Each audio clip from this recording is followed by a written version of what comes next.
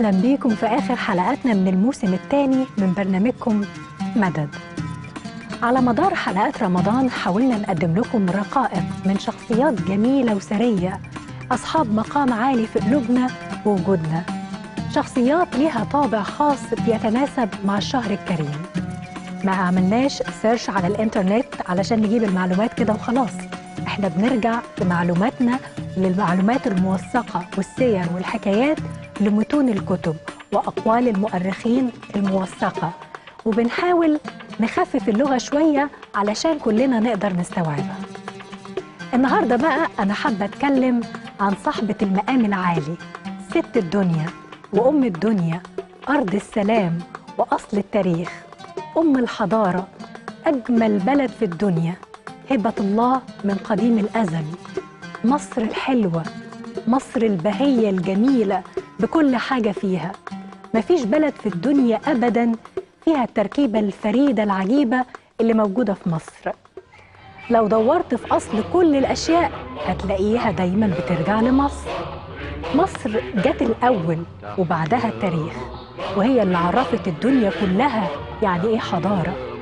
طول عمرها مطمع لكل الأعداء ولحد دلوقتي، ومهما حاولوا ما قدروش يغيروا التركيبة المصرية الفريدة دي. ده حتى اللي احتلوها هم اللي اتعلموا لغتنا واتكلموا بيها، واحنا استحالة. الفاطميين عاشوا على قد ما عاشوا هنا، خدنا منهم الكنافة والقطايف وحلاوة المولد واديناها الطبع المصري، وخلينا الأزهر مصري سني مش فاطمي ولا شيعي. الإمام الشافعي لما جه هنا عمل مذهب جديد عشان خاطر المصريين وطبيعتهم.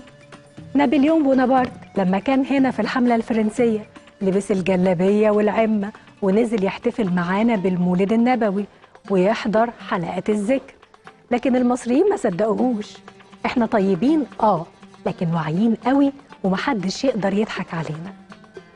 مصر القديمة اللي حضارتها محيرة العالم لحد دلوقتي بكل أسرارها، مصر القبطية والإسلامية اللي لو رحت للمتحف القبطي في مصر القديمة هتلاقيه مترمم في العهد الإسلامي، وهتلاقي الأيقونات المسيحية الجميلة حاضنها الأرابيسك الإسلامي. مصر يعني شم النسيم اللي كل المصريين بيعيدوا فيه، مسلمين ومسيحيين. هيرودوت المؤرخ الشهير وهو راجع من مصر على أثينا خد معاه 1000 زلعة مليانة فسيخ هدايا لأصحابه عشان يدوقهم الاختراع المصري. ده مصر لما طبعت عملة وبقت الناس تتعامل بيها قبل أي حد بقوا يسموا الفلوس مصاري علشان من مصر يعني. مصر اللي في عيد الفطر تلاقي المسيحيين زحمة على المحلات بيشتروا كحك العيد قبل المسلمين، وفي عيد الميلاد المجيد يوزع المسلمين حلاوة ميلاد سيدنا عيسى. مصر اللي ترابها مروي بدم جيشها، الجيش اللي عقيدته إن حياته أهون من أي حاجة تمس بلده. لو خدت بالك من أي جيش في العالم هتلاقي العسكري أو الضابط بيحافظ على سلامته ويستخدم معداته وأسلحته، إنما إحنا ما عندناش كده. العسكري المصري داخل الحرب يقولك أموت بس بلدي تعيش. مصر بأطبائها وتمريضها اللي واقفين بكل شجاعة في الأزمة الكبيرة اللي احنا فيها، وبايتين في المستشفيات ليل ونهار علشان يحمونا ويحاولوا بكل إمكانياتهم ينقذوك ويعالجوك، وما همهمش الكورونا، المهم إنه يؤدي واجبه. مصر بعمالها وفلاحينها اللي بينزلوا في عز الحر أو البرد عشان يبنوا ويعمروا ويزرعوا ويشتغلوا بإيديهم. مصر اللي ولادها كلهم على قلب واحد، حد عنده أزمة ولا مشكلة ولا وقع في الشارع تلاقي الكل حواليك من غير ما يعرفوك، ما تعرفش جم منين. سيبك من الحالات الشاذة اللي بنشوفها مؤخراً أو صدرتها لنا الميديا للأسف. الأصل مش كده، إحنا أصلنا طيب وساعة الجد بنبقى جدعان قوي. مصر يعني مجدي يعقوب وأحمد زويل وطبيب الغلابة، سميرة موسى وجمال حمدان. مصر الوسطية اللي طول عمرها عندها عقيدة من أيام إخناتون. مصر سفيرة الدين اللي لما تحب تتعلم نطق القرآن تسمع الشيخ الحصري بينطق بمقياس الذهب. وتحلق في السماء مع صوت الشيخ عبد الباسط، ولا صوت محمد صديق المنشاوي اللي يبكي القلب من حلاوته، والشيخ محمد رفعت يعني رمضان. قال ادخلوا مصر إن شاء الله آمنين.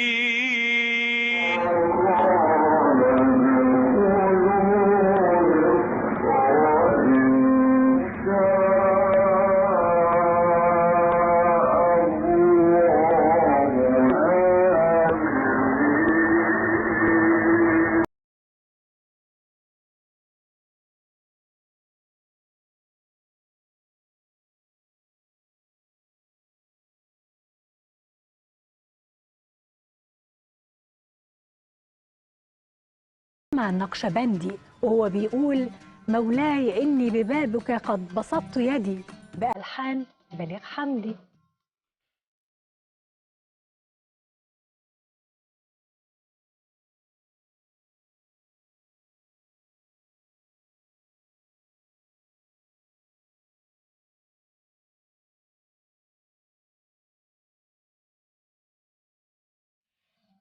مصر الصحافة والفن والعلم والكتاب والموسيقيين والمؤلفين والشعراء والتاريخ والحاضر والمستقبل اللي بنبنيه دلوقتي. لما اتكلمنا في حلقاتنا عن الأولياء والصالحين، احنا اتكلمنا بس على 1,000,000 من الكنوز اللي عندنا.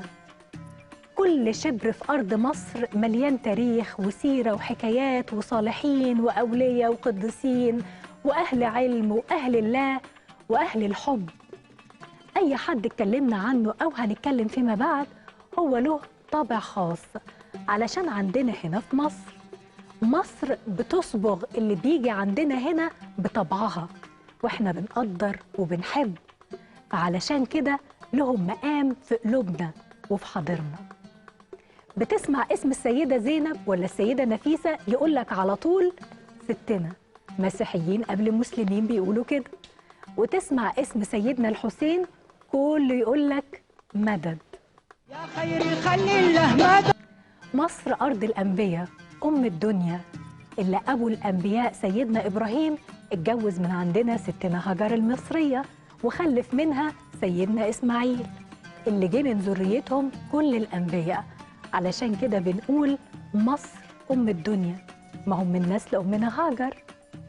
لما ربنا رد لسيدنا يعقوب ابن سيدنا يوسف كان عندنا هنا في مصر، وستنا مريم شرفتنا مع سيدنا عيسى في رحلتهم المقدسة، وقالوا عن مصر إنها حتة من الجنة. سيدنا إدريس وسيدنا موسى كانوا هنا. مصر ربنا اختصها بحاجات كتير قوي وذكرها في مواقع كتيرة في القرآن ومذكورة في كل كتب المقدسة. هو في شرف وحب أكتر من إن ربنا بنفسه لما حب يتجلى على الدنيا تجلى عندنا هنا في سينا؟ يقعدوا يقولوا مصر هبة النيل. طب ما النيل موجود بطول إفريقيا، لكن مصر هي الهبة وهي النعمة. مين زي مصر؟ مصر اللي وصى عليها سيدنا النبي وقال علينا إن دول نسبي وإنهم خير أجناد الأرض. مصر اللي قال عنها قداسة البابا شنودة جعلتك يا مصر في مهجتي وأهواك يا مصر عمق الهوى، إذا غبت عنك ولو فترة أذوب حنينا أقاسي النوى، إذا ما عطشت إلى الحب يوما بحبك يا مصر قلبي ارتوى، نوى الكل رفعك فوق الرؤوس وحقا لكل امرئ ما نوى.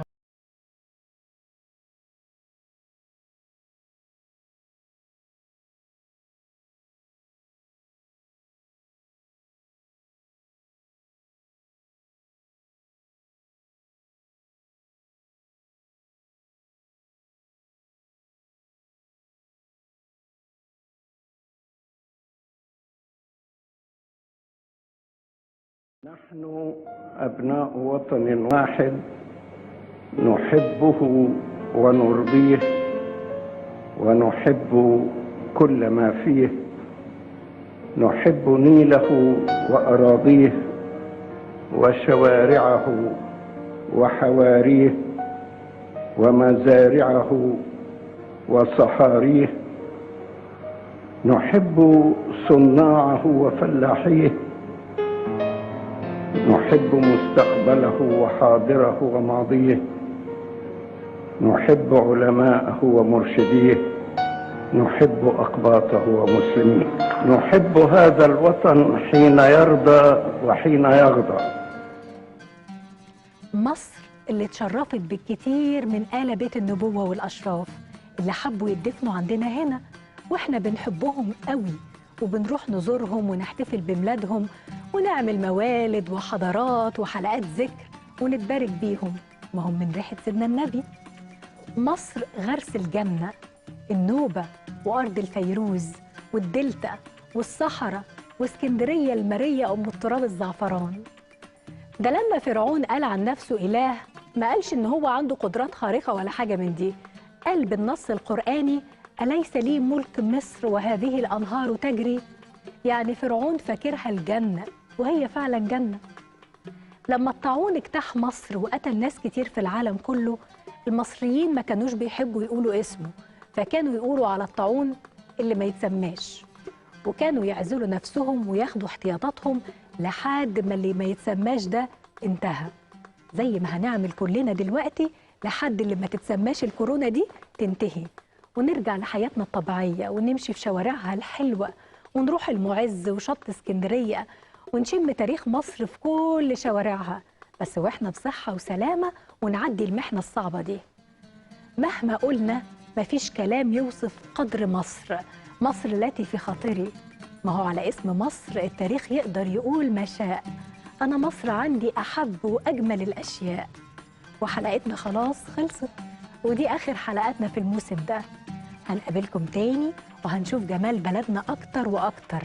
خلاص تم البدر بدري ويا ليلة العيد أنستينا.